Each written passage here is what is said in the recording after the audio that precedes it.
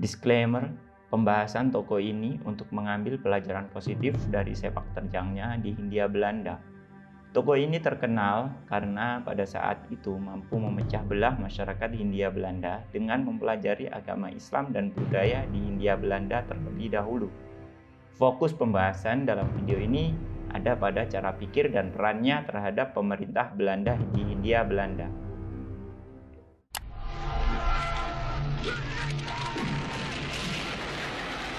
Ada beberapa daerah yang sangat sulit ditaklukkan oleh Belanda, yaitu Aceh, Nias, Bali, Tapanuli, dan Jambi.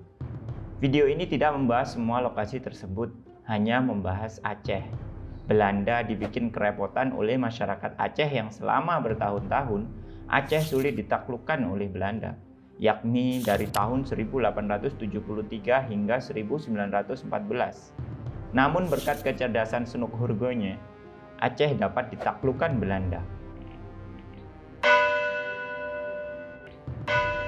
Snok Hurgonya adalah seorang antropologi Islam yang lahir pada tanggal 8 Februari 1857 di Oosterhout, Belanda. Ayah ibunya adalah sepasang pendeta, J.J. Snok Hurgonya dan Anna Maria. Snok termasuk orang yang berhasil di bidang pendidikan. Dia mempelajari bahasa Latin dan Yunani, kemudian kuliah di Fakultas Teologi. Melanjutkan pendidikan di Fakultas Sastra jurusan Bahasa Arab, Snok Hurgonya mendapatkan gelar Doktor Sastra Arab di Universitas Leiden. Tamat dengan predikat cum laude dengan judul disertasi Het Mekkanese Feest atau Perayaan di Mekah. Snok Hurgonya selama 2 tahun tinggal di Mekah dengan keperluan untuk menyelesaikan karya tulisnya tersebut. Dia merekonstruksi sejarah kota suci dan menjelaskan asal-usul Islam, mulai dari tradisi dan praktik awal dan komunitas Islam pertama di Mekah. Di Mekah, Snok Hurgonya menyatakan diri masuk Islam dan berganti nama menjadi Abdul Ghaffar pada 16 Januari 1885 di hadapan Qadhi Jeddah dengan 2 orang saksi. Namun, dalam surat yang ia kirimkan kepada seorang teman sekaligus gurunya yang ahli Islamologi Jerman, Todor Noldeke, ia menyebutkan bahwa Islamnya hanyalah lahiriah saja. Ia hanya melakukan izhar al-Islam.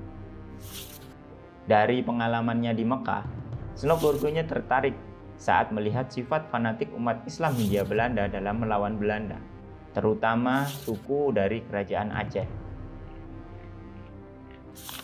Pada tanggal 1 April 1889, Snok Hurgonya tiba di Penang dengan maksud untuk langsung menuju ke pedalaman Aceh dan mengumpulkan informasi-informasi militer dan strategi guna membantu pelaksanaan perang melawan Aceh. Namun pemerintah Belanda mencegahnya untuk masuk ke pedalaman Aceh sendirian karena dapat mengancam keselamatannya. Pada tanggal 11 Mei 1889, Snok Hurgonya dikirim ke Bogor untuk menjadi peneliti pendidikan Islam. Dia juga diangkat sebagai guru besar bahasa Arab di Batavia. Dan di sana juga dia ditunjuk memimpin kantor urusan pribumi atau kantor voor Inlandse Zaken. Setelah penelitian yang dilakukannya tentang Islam dan masyarakat di Hindia Belanda dirasa cukup, Snok Hurgonya mengajukan permohonan untuk berangkat ke Aceh untuk keperluan meneliti di sana, sehingga dapat membantu peperangan Belanda untuk menaklukkan Aceh. Meneliti informasi yang ada di Aceh mulai dari budaya, keagamaan, sampai keperluan militer yang mereka butuhkan untuk menaklukkan Aceh.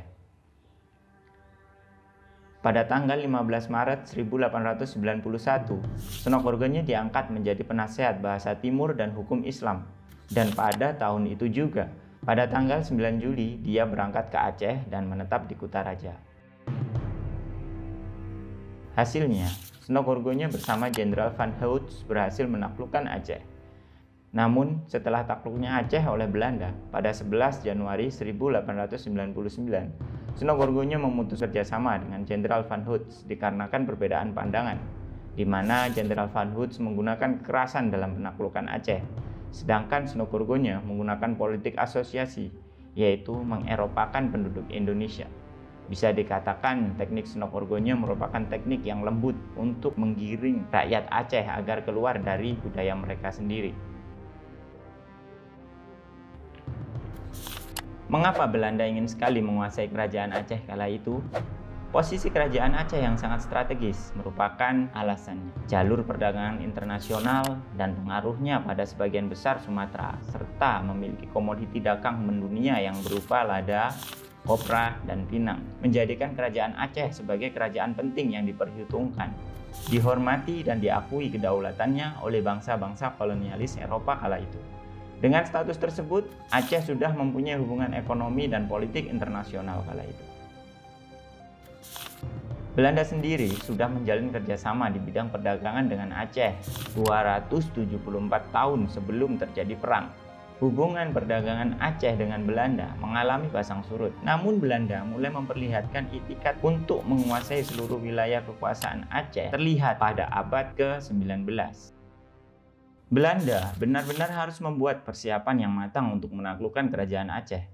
Hal itu dikarenakan Sumatera, termasuk Aceh, memiliki hubungan dekat dengan Inggris yang menghormati kedaulatan Aceh. Menyerbu dan menaklukkan Aceh secara langsung akan mengundang protes Inggris dan kemarahan wilayah kekuasaan Aceh. Dibukanya terusan Suez pada tahun 1869, salah satu faktor motivasi Belanda untuk menaklukkan Aceh sebelum ditaklukkan oleh bangsa penjajah lainnya. Dengan dibukanya terusan Suez, lalu lintas perdagangan internasional antara timur dan barat semakin ramai. Hal itu akan sangat menguntungkan pihak Belanda jika mereka menguasai Aceh. Belanda telah melakukan penyerangan terhadap kerajaan Aceh berkali-kali selama tahun 1873 hingga 1910. Peperangan Belanda dan Aceh terbagi menjadi 4 fase. Fase pertama dipimpin oleh Jenderal Kohler dengan semangat jihad fisabilillah melawan kafir. Rakyat Aceh berhasil memukul mundur Belanda. Fase kedua dipimpin oleh Jenderal Jan van Swieten. Belanda berhasil menguasai istana Kesultanan Aceh Darussalam. Namun pada fase kedua, Belanda masih belum sepenuhnya menguasai Aceh. Hal itu dikarenakan perjuangan rakyat Aceh masih terus berlanjut dilakukan dengan cara bergerilya menyerang Belanda. Fase ketiga, Snokgorgone mulai terlibat di dalamnya. Dia menyusup ke masyarakat Aceh dan menyamar sebagai Abdul Ghaffar, menjadi seorang ulama yang saleh, mempelajari segala hal yang ada di dalam kerajaan Aceh dan menggunakannya sebagai senjata melawan kerajaan Aceh dari dalam.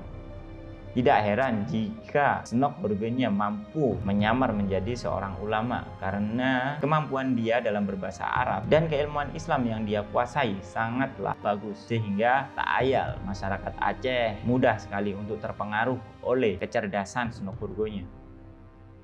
Pada fase ketiga ini, kerajaan Aceh mulai diketahui kelemahannya.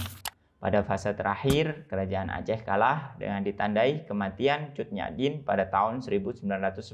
Sejarah runtuhnya kerajaan Aceh cukup panjang. Dalam video ini tak mungkin untuk menceritakannya secara detail dan jelas. Peran Snokgorgone dalam menghancurkan kerajaan Aceh ini sangat licik sekaligus jenius. Tanpanya, Belanda sudah menelan kerugian yang sangat besar untuk keperluan perang menaklukkan Aceh. Snokgorgone yang merupakan seorang ilmuwan orientalistik dan politikus kolonialis yang produktif, memiliki rumusan yang sangat jitu untuk menaklukkan Aceh. Karya-karya tulis hasil dari penelitiannya di Hindia Belanda menjadi rujukan politik pemerintah Belanda dalam proses menaklukkan Aceh. Salah satu karya Snokgorgone yang memiliki peran dalam keberhasilannya di Hindia Belanda adalah Amtelike Advies van Snokgorgone.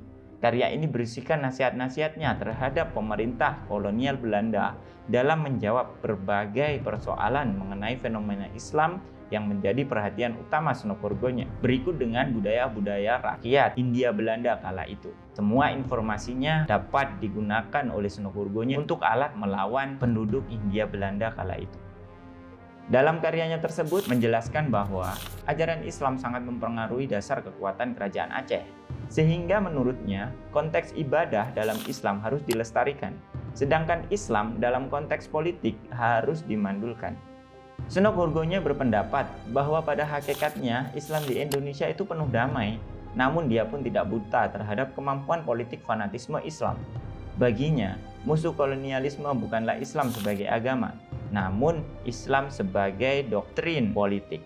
Sehingga saran Snokgorgone terhadap pemerintah Belanda adalah Belanda hendaknya memberikan kebebasan kepada umat Islam untuk menjalankan agamanya sepanjang tidak mengganggu kekuasaan pemerintah, menggalakkan asosiasi dalam bidang masyarakat, dan menindak tegas setiap faktor yang mendorong timbulnya pemberontakan dalam lapangan politik. Senok mengkategorikan permasalahan Islam menjadi 3 kategori, yaitu bidang agama murni, bidang sosial kemasyarakatan, dan bidang politik.